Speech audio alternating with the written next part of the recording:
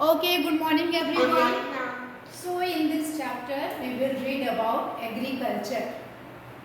Agriculture you already know. Agri is a word, Latin word, है ना? Agri means soil. तो और culture means cultivation. Cultivation on soil is known as agriculture. तो इस chapter में हम क्या पढ़ने वाले हैं? पहले तो हम ये समझेंगे कि एग्रीकल्चर में कौन कौन सी एक्टिविटीज होती हैं. सेकेंड थिंग, ये world distribution of arable land, कि कौन कौन सी लैंड पे soil cultivation. Arable land means the land on which crops is cultivated. तो इसका वर्ल्ड डिस्ट्रीब्यूशन कैसा है, कितनी लैंड है वर्ल्ड की जो एरेबल है. फिर हम जानेंगे agriculture, sericulture, pisciculture, viticulture, horticulture, इनका कॉन्सेप्ट ये क्या है प्राइमरी एक्टिविटीज में. फिर हम समझेंगे फार्म सिस्टम को और फिर टाइप्स ऑफ फार्मिंग को. तो ये यार सारी चीज़ें हम इस क्लास के बाद समझ पाएंगे. चलो तो हम अपनी क्लास स्टार्ट करते हैं. सबसे पहली चीज़ ये है कि इकोनॉमिक एक्टिविटी. इकोनॉमिक एक्टिविटी क्या होती है हम इसको समझते हैं. इकोनॉमिक एक्टिविटी मतलब कि वो सारी एक्टिविटी जो जहाँ पे मैन्युफैक्चरिंग का काम, बाइंग का काम, सेलिंग का काम, सर्विसेज देने का काम होता है. Those activities in which we manufacturing, purchasing, selling and giving services, this all activities are known as economic activity. तो ये पहला था. सेकेंड थिंग, इकोनॉमिक एक्टिविटीज में तीन मेन होती हैं, प्राइमरी, सेकेंडरी, टर्शियरी. सारी एक्टिविटीज को हमने 3 फॉर्म में डिवाइड किया. अब प्राइमरी एक्टिविटीज क्या है?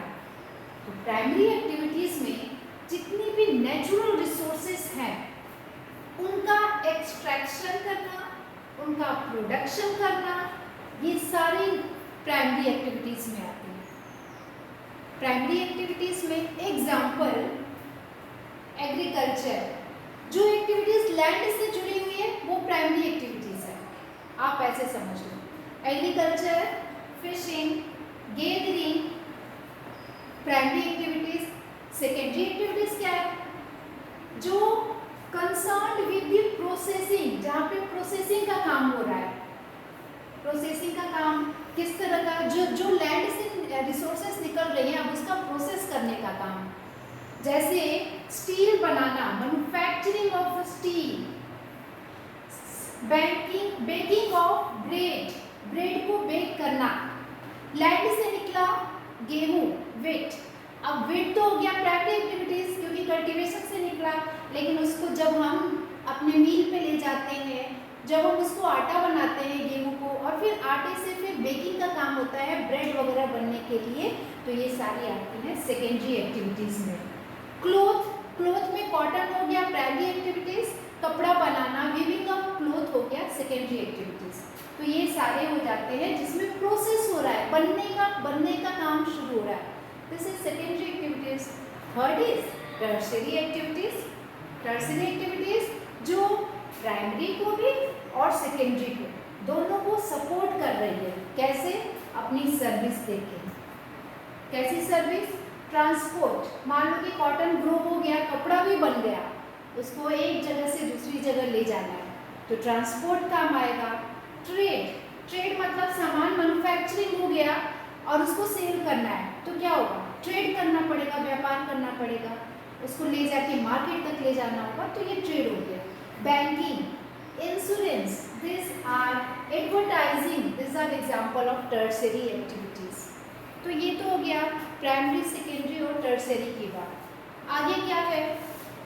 अब हम, क्योंकि the name of our chapter is agriculture, तो हम एग्रीकल्चर को आज समझ लेते हैं. एग्रीकल्चर किस में आएगा? प्राइमरी एक्टिविटीज में. क्यों? क्योंकि लैंड से जुड़ी एक्टिविटीज है. इसमें हम क्रॉप्स, फ्रूट्स, वेजिटेबल्स, ग्रोइंग का काम कर रहे हैं. इसमें हम क्या ग्रो करते हैं?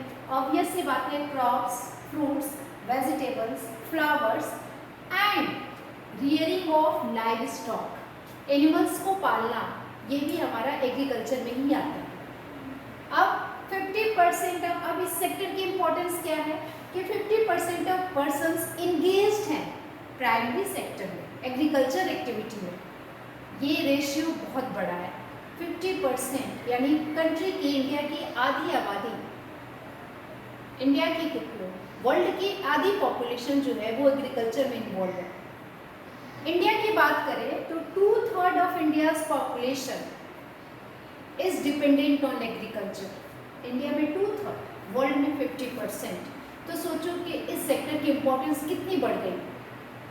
आगे है फेवरेबल टोपोग्राफी ऑफ सॉइल, मतलब कि जो ये टोपोग्राफी मतलब क्या होता है, लैंड।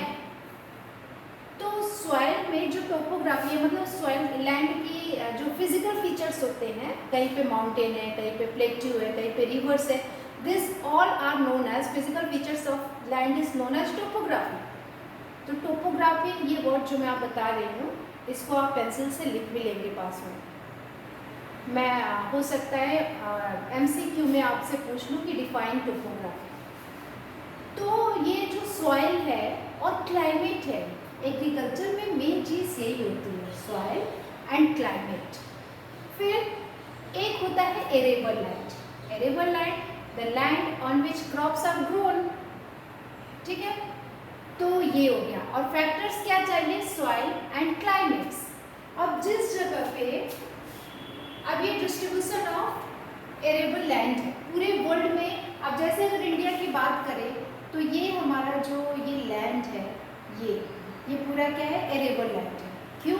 क्योंकि यहाँ पे बहुत सारी रिवर्स जो है वो फ्लो होके आती हैं, ठीक है। इस राजस्थान को छोड़ करके साउथ इंडिया की सारी लैंड्स जो रिवर्स है वो, तो ये एरेबल लैंड है। अफ्रीका में मैं देखूँ कि अफ्रीका में जहाँ जहाँ ग्रीनरीज आप देख रहे हैं, उन सब जगह पे कहीं ना कहीं वाटर सोर्सेस बहुत अच्छी होगी और क्लाइमेटिक कंडीशन भी उसके अकॉर्डिंग होगा, तो इसलिए वहाँ पे एरेबल लैंड है। इधर हम देखते हैं आइलैंड्स पे, अगर हम साउथ ईस्ट एशिया की बात करते हैं तो ये जितने भी हैं, फिलीपींस, वियतनाम, ये आपका लाओस, ये सारे जो है ये एरेबल लैंड है। चाइना का आधा से ज़्यादा पार्ट को छोड़ के अगर हम इधर यूरोप की तरफ आए तो ये एरेबल लैंड्स हैं। तो इस तरह से ये है। आगे हम देखते हैं, डू यू नो, क्या आप जानते हैं एग्रीकल्चर तो आपको पता ही है, किसको, topography means the physical features of land is known as topography. Like there is somewhere mountain, somewhere Deccan, somewhere plateaus, somewhere desert area, कहीं रिवर्स है, तो ये सब टोपोग्राफीज है। एग्रीकल्चर क्या है, cultivation, science and art of cultivation on the soil, this is agriculture. और उसमें सिर्फ कल्टीवेशन के अलावा रियरिंग लाइव स्टॉक भी आता है। सेरीकल्चर क्या है, सेरी मीन्स होता है सिल्क वॉर्म, सिल्क वॉर्म को रियरिंग करना सेरीकल्चर कहलाता है। और ये ऐसा क्यों होता है, इससे फार्मर को इनकम बहुत अच्छे से सिल्क वॉर्म की रियरिंग से मिल जाती है। पीसीकल्चर, पीसी मतलब होता है फिश, जितनी भी मछलियाँ हैं उनको किसी भी टैंक में या पॉन्ड में ब्रीडिंग करना, उनको पालना, ये पीसीकल्चर है। फिर विटीकल्चर, विटीकल्चर मीन्स ग्रेप्स की खेती, अंगूर की खेती, जो ज़्यादातर मेडिटेरियन रीजन में होती है। और हॉर्टिकल्चर मतलब जहाँ पे वेजिटेबल्स, फ्लावर्स, फ्रूट्स को उगाया जाता है, किस लिए, कमर्शियल यूज के लिए, तो ये हॉर्टिकल्चर है। तो ये पांचों आपको क्लियर होना चाहिए। ये क्या है, एक ही कल्चर में agri, seri, pisci, viti and horti. Next हम बात करते हैं farm system. What is farm system? Farm system means agriculture और farming can be look at as a system. Important, अच्छा फार्मिंग सिस्टम में क्या होता है, इनपुट्स होता है, आउटपुट होता है और प्रोसेसिंग होता है। पहले हुआ इनपुट, फिर होता है प्रोसेसिंग, और थर्ड पॉइंट है आउटपुट। इनपुट में हम क्या करते हैं, सीड्स डालते हैं, फर्टिलाइजर्स डालते हैं, मशीनरी का यूज़ करते हैं। जैसे यहाँ पे ये इनपुट है, ये मशीन है, ये सीड्स है, ये केमिकल्स है, इसका यूज हम क्यों कर रहे हैं?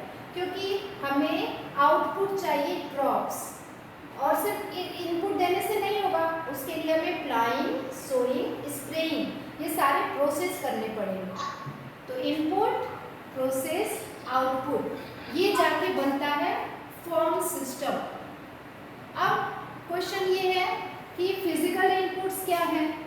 फिजिकल इनपुट्स और ह्यूमन इनपुट्स। इनपुट्स मतलब हम जो उसमें कल्टीवेशन में, हम जो एग्रीकल्चर में यूज करते हैं।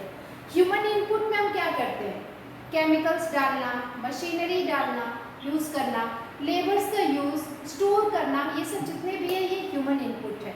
फिजिकल इनपुट जो नेचुरल चीजें है जैसे सनशाइन, टेम्परेचर, रेनफॉल।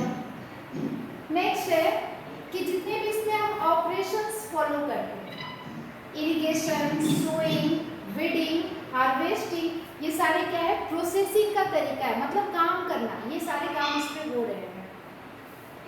और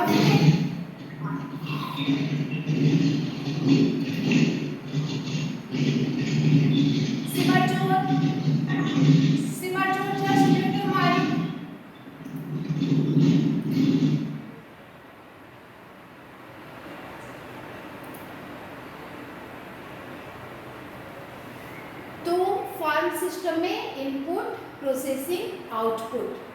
अब है टाइप्स ऑफ फार्मिंग। फार्मिंग के टाइप्स क्या क्या है? तो फार्मिंग, क्योंकि वर्ल्ड जब से लोग आए तब से फार्मिंग स्टार्ट हो गई। फार्मिंग में क्या होता है कि ज्योग्राफिकल कंडीशन इम्पोर्टेंट है, डिमांड, किस चीज़ की डिमांड कहाँ पे है, कितनी है, लेबर और टेक्नोलॉजी, ये सारी चीज़ें, ये सब फार्मिंग को कैसे अलग अलग तरीके से यहाँ पे डिवाइड किया गया है। Subsistence farming and commercial farming. Subsistence farming क्या होता है? फार्मिंग को जो डिवाइड किया गया है, जो दो मेन तरीके हैं, सबसिस्टेंस और दूसरा है कमर्शियल। सबसिस्टेंस मीन्स केवल जब फार्मर अपनी फैमिली के नीड के लिए, फार्मर अपनी नीड के लिए जो फार्मिंग करता है, दैट इज सबसिस्टेंस, यानी कि अपनी लाइफ को सरवाइव करने के लिए जो फार्मिंग होती है। अब इसमें जब अपनी सर्वाइवल के लिए फार्मिंग हो रही है तो हमें टेक्नोलॉजी की ज़रूरत नहीं है, लो लेवल ऑफ टेक्नोलॉजी इसमें यूज़ होता है।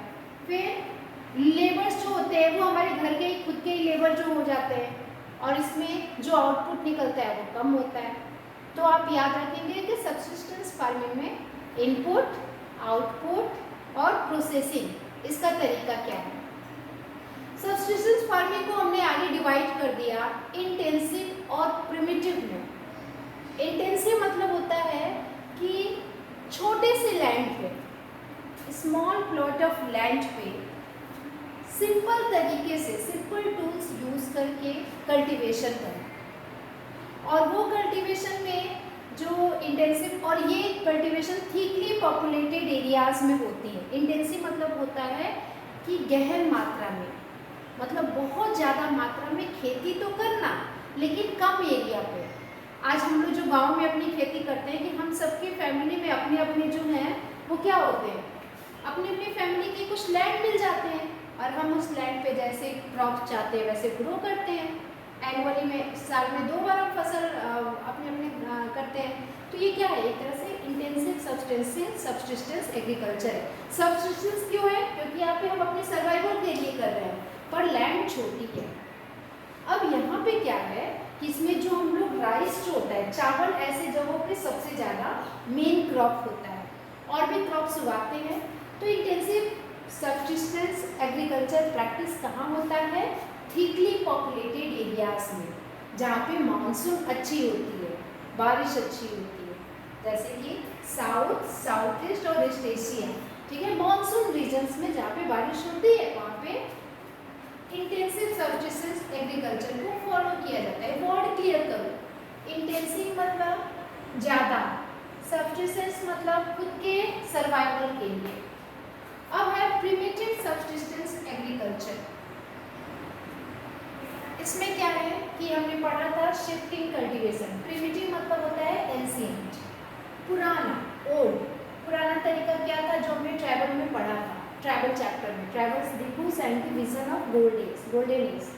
तो शिफ्टिंग कल्टीवेशन करते थे, आपको पता ही है कि जहाँ पे बहुत ज़्यादा, जहाँ पे थिकली फॉरेस्ट होता था, थिकली फॉरेस्ट एरियाज, और वो भी ट्रॉपिकल एरियाज जैसे कि अमेजन बेसिन हो गया, अमेजन, ट्रॉपिकल अफ्रीका हो गया। तो इन सब जगहों पे नॉर्थ ईस्ट हो गया इंडिया में, तो यहाँ पे शिफ्टिंग कल्टीवेशन होता था। आपको इसका प्रोसेस अच्छे से पता है, ये कैसे करते थे। नेक्स्ट है नोमैडिक हर्डिंग। अब नोमैडिक हर्डिंग में क्या है कि ये जो है ये प्रैक्टिस किया जाता है सेमी एरिड एरियाज पे, nomadic herding semi arid areas पे, और shifting cultivation thickly populated forest area पे। अपने इंडिया में नॉर्थ ईस्ट में कितना ज़्यादा फॉरेस्ट है ना, सबसे ज़्यादा, क्योंकि बारिश सबसे ज़्यादा नॉर्थ ईस्ट में होती है, आपको पता ही है। मेघालय, चेरापूंजी, मानसिनराम, वहाँ पे बहुत ज़्यादा बारिश होती है, रेनफॉल बहुत ज़्यादा होता है, तो फॉरेस्ट वहाँ पे क्या होंगे, थिकली ग्रो होते हैं। अमेजॉन बेसिन पे चले जाओ साउथ अमेरिका में, तो वहाँ पे क्या है, क्योंकि वो ट्रॉपिकल एरियाज़ है, तो इक्वेटर के आसपास वाले एरियाज़ ट्रॉपिकल एरियाज़ कहलाते हैं। तो उन सब एरियाज़ में 30 डिग्री के नीचे जितने भी हैं, जैसे कि ये हमारा ग्लोब है, ग्लोब में ये 0 है, और ये tropic of cancer, tropic of capricorn, तो ये सारे एरियाज ट्रॉपिकल कंट्रीज कहलाती हैं। तो यहीं पर शिफ्टिंग कल्टीवेशन ज़्यादा होता है, ठीक है। तो इसमें लैंड को क्लियर कर दिया जाता है, फिर जो एसेस निकलती हैं, जो राख होता है उसको सॉइल पे डाल दिया जाता है, फिर वो फर्टाइल हो जाती है, फिर वहाँ पे खेती होती है, फिर जब वो खेती होने के बाद उस लैंड को छोड़ के कहीं और चले जाते हैं, तो इसीलिए इसको स्लैश एंड बर्न एग्रीकल्चर भी कहते हैं। तो उसको जला दिया एग्रीकल्चर को, उसको डाल दिया और फिर उस जगह को छोड़ के चले गए।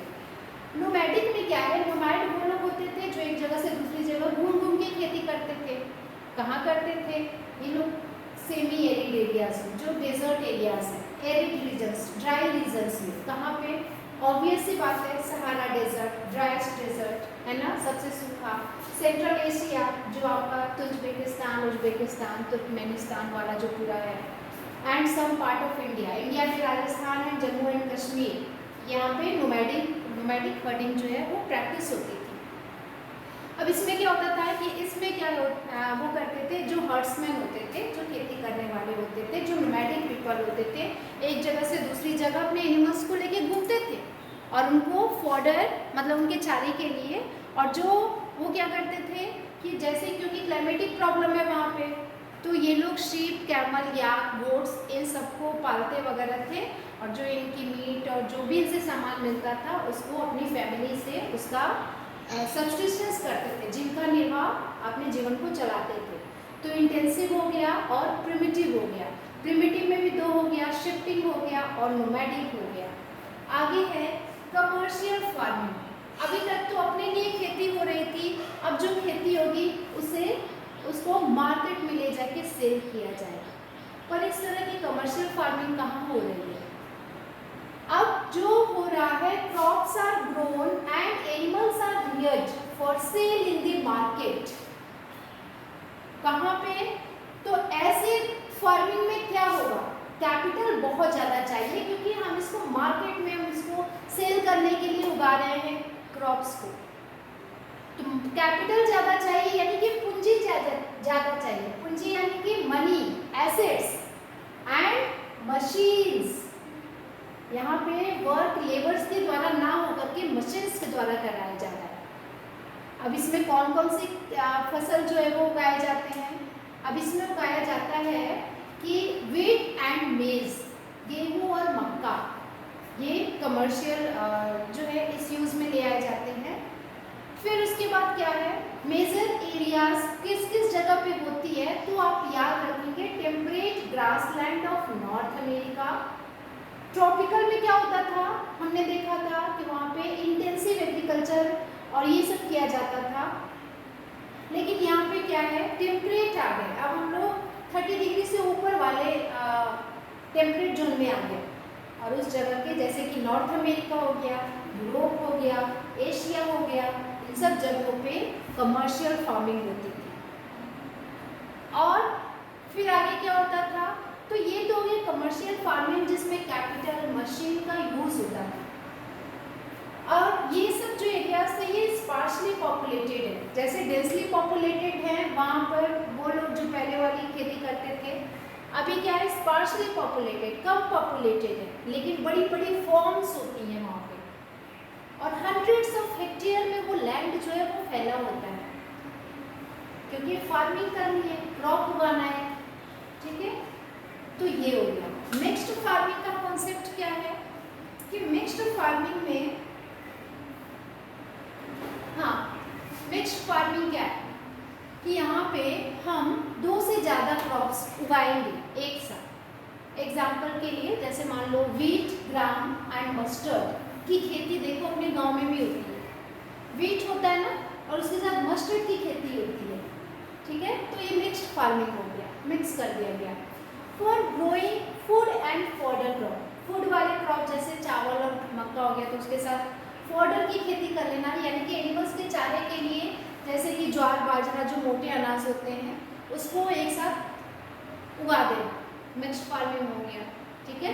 अब ये कहाँ पे होता है, ये यूरोप में भी हो रहा था, ईस्टर्न यूएसए अमेरिका में भी होता है, ईस्टर्न पार्ट में अर्जेंटीना, अपने इधर न्यूजीलैंड, साउथ अफ्रीका, मतलब कि दोनों जोन में हो रहा है, ठीक है।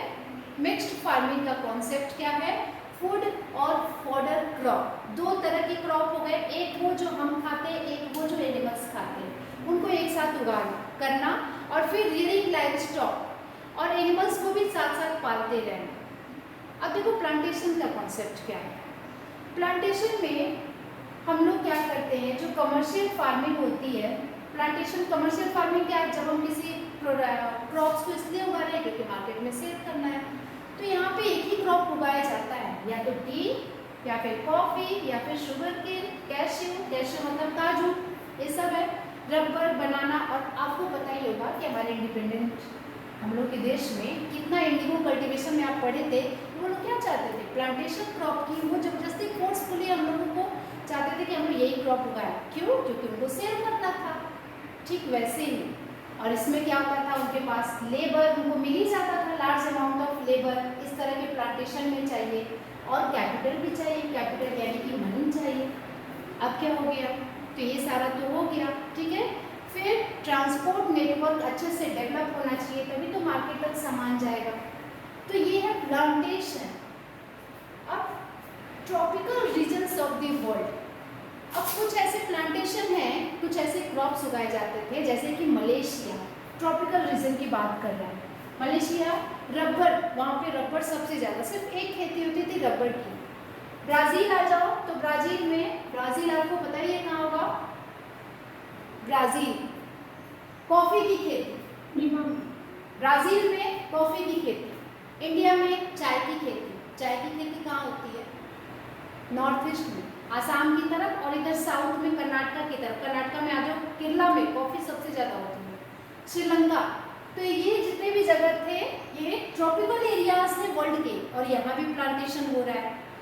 तो ये है हमारा ओवरऑल जो आज हमें समझना था, कि हमने ये देखा अपने इस चैप्टर में कि एग्रीकल्चर का जो कॉन्सेप्ट है, इकोनॉमिक एक्टिविटीज से कैसे 3 पार्ट्स में डिवाइड हो गई, प्राइमरी, सेकेंडरी, टर्शियरी, और फिर